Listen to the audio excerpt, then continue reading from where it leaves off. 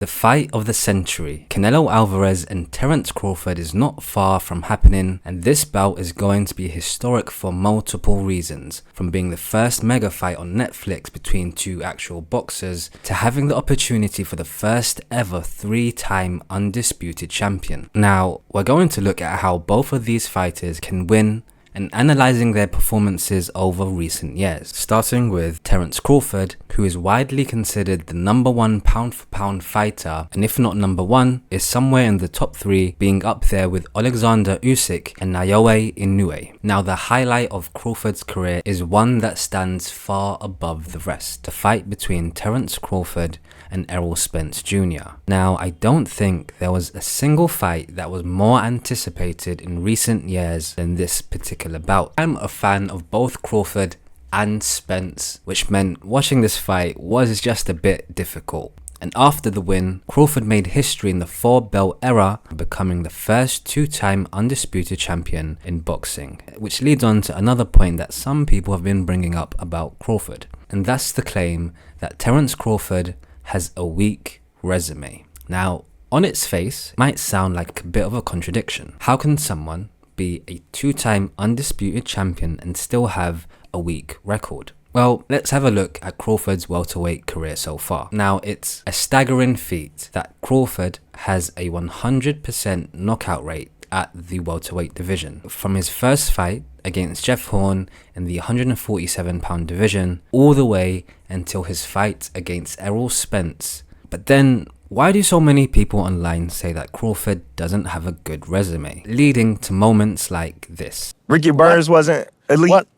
There's a few reasons why people might feel like this. The first reason being boxing politics. Before the Saudis and before Turkey came into the sport, boxing had a unique way of working. Different promotional companies would sign fighters exclusively, and if a fighter wanted to take on a challenge from a different promotional company, well, tough. It was at the discretion of the promotional company when and who fighters fought, and no company used this tactic worse than the PBC, leading to the now dead phrase of being on the other side of the street. Now, how is this relevant for Terence Crawford? Terence was signed to Top Rank for a huge chunk of his professional career, and unfortunately for Crawford, many of the bigger names in the welterweight division were signed to the PBC.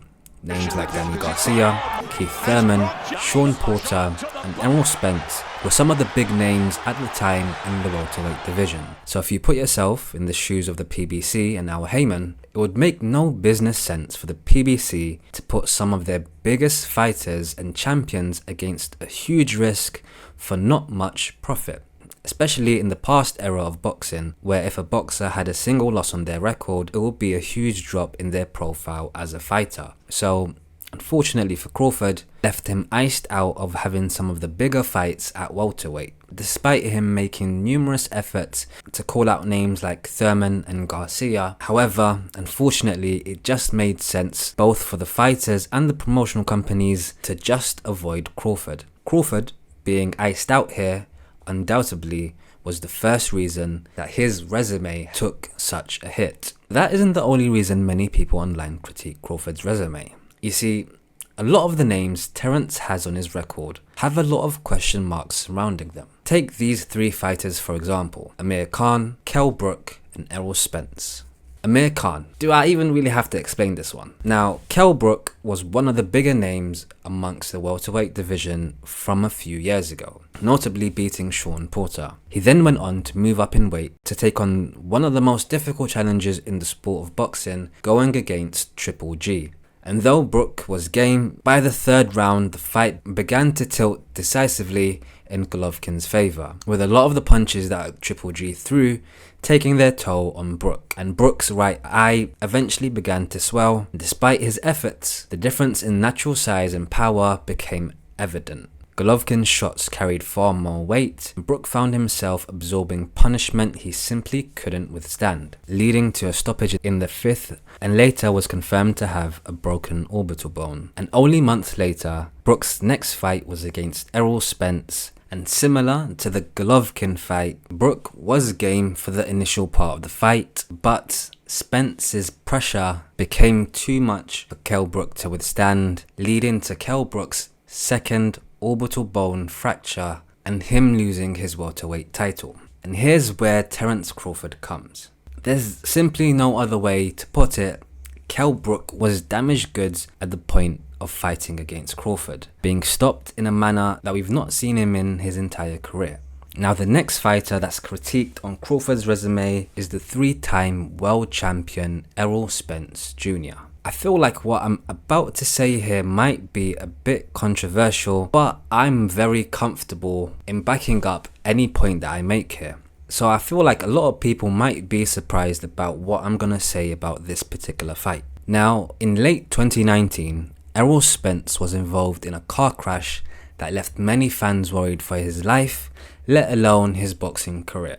And in late 2020, Spence came back to have his first fight post-incident. It was against 2-time world champion Danny Garcia. And even though Danny Garcia isn't what he was, it's still an incredibly difficult task to fight against Danny Garcia just months after such a tragic car crash. And this was a bout that Spence won comfortably. And then in his next bout, Spence went against Ugas, who was a then world champion in the welterweight division. Spence comfortably won that fight and eventually stopped Ugas.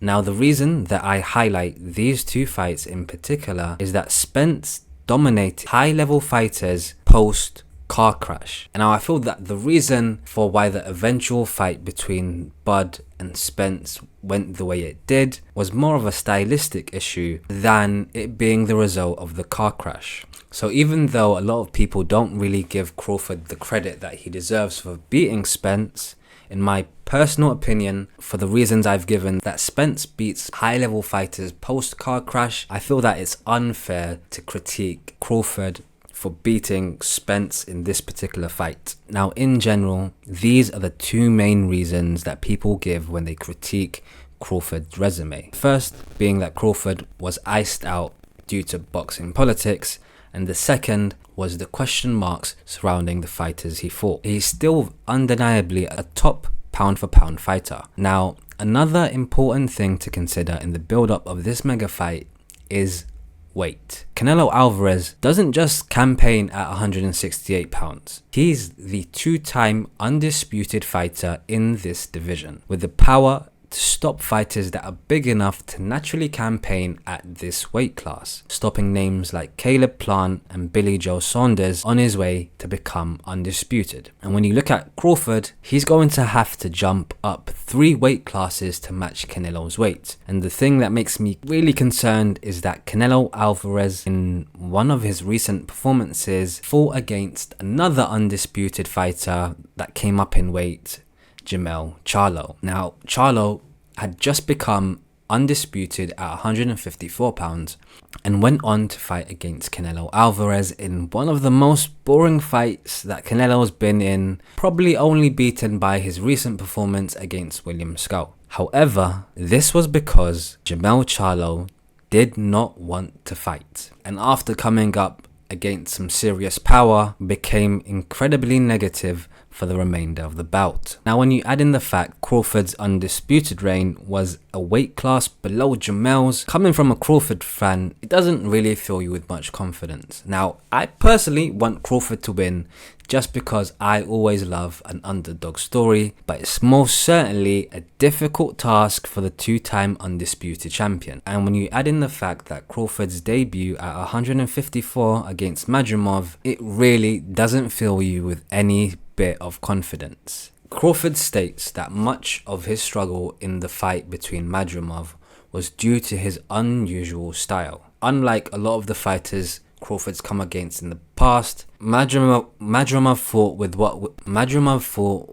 an offbeat rhythm and fought in a way which was somewhat different to how he had fought in the past. However, it was very difficult not to notice the difference in power at 154 for Terence Crawford, ending his 11-fight knockout streak, and the extra weight appeared to blunt both his hand speed and punching ability. Where he'd previously been able to overwhelm opponents late in the match, Madrimov was able to absorb a lot of the punches without breaking down. In the end, Crawford got the unanimous decision and walked away with another world title in another weight class. However, to be honest, that performance does have me fairly concerned. If he had a tough fight against someone like Madrimov, on top of the fact that Crawford is close to 40 now, the reasons do seem to pile up in Canelo's favour. But when we look at Canelo, it does feel like he has been on a bit of a decline in the past few years. If you've seen his last few fights, there really hasn't been a big name fighter that could actually challenge Canelo in his past few bouts. I think it's equally important to remember that this is not Canelo's natural weight class. In fact, he even went all the way up to 175, stopping an older Kovalev and having his second loss against now undisputed Dmitry Bivol. And in my personal opinion, even though my heart is with Crawford here, I think the natural size of Canelo, along with him being one of the best fighters of this generation, is going to prove too much for Terence Crawford.